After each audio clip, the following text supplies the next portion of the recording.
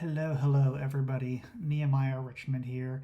Just wanted to quickly talk to you about the golden hour. That was our day one, and it's a lot of fun to get out there and do golden hour photos. So I just wanted to follow up as we promised and go over a few tips that can help you improve your golden hour photos even more. One thing that I wanted to mention is timing is everything. And one thing that some people often don't realize is golden hour is actually two different hours. So you have the first hour after sunrise and the last hour before sunset.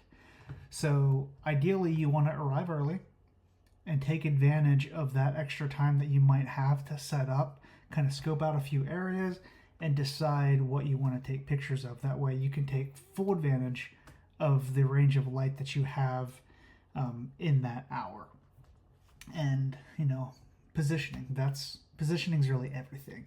You want to keep the sun directly behind your subject if you want this beautiful backlit effect, or you can even use some side lighting if you want to create this nice depth and warmth on the subject. What you want to do is avoid the direct sunlight right on the subject's face. So just keep that in mind. And some other fun things you can do is play with silhouettes.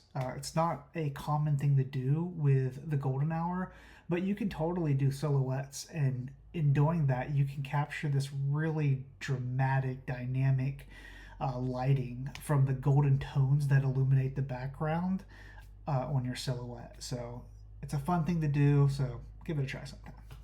And another thing you can do, if your camera allows it, you can actually change the white balance to help enhance your photos. You can switch your white balance to cloudy or shade mode, and that's going to enhance your warm tones during the golden hour.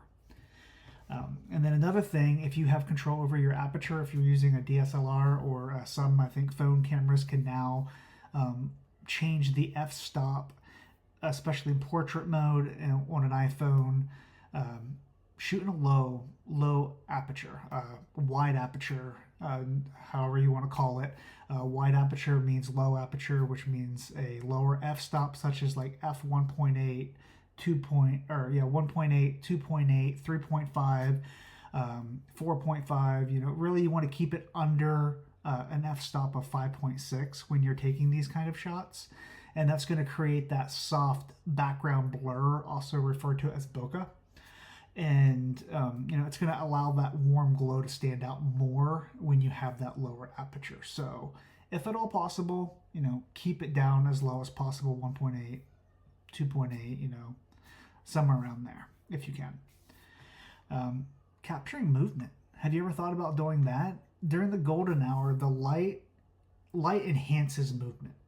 So the flowing hair, not that I have much, but flowing hair, swaying leaves, try to add some subtle action into your shots, and you can capture that amazing glow during the movement. So really a cool thing to do.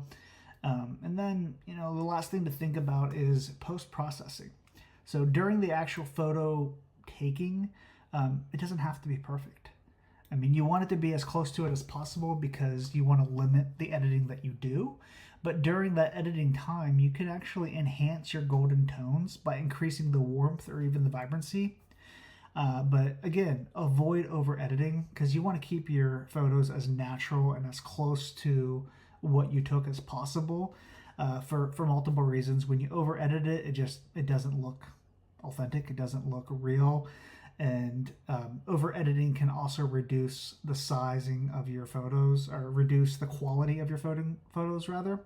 So avoid over processing it, over editing it. So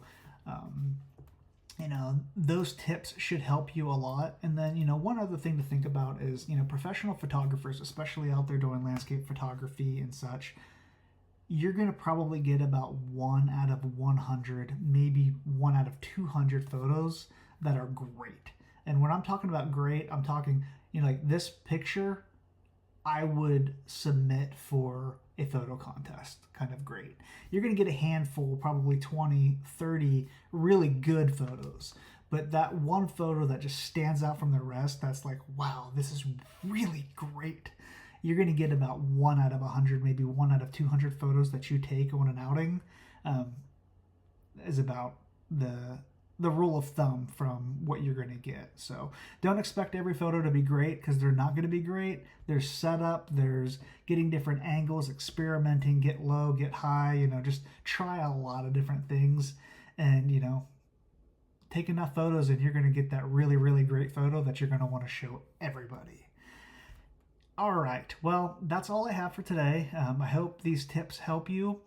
If not, feel free to ask more questions, and we would be happy to provide more information, or maybe brainstorm with you on what's going wrong or how to enhance the style photo that you're trying to take. We're always here to help, and if there's anything at all that we can do, please let us know. Again, I am Nehemiah Richmond, and I look forward to hearing from you. Bye-bye.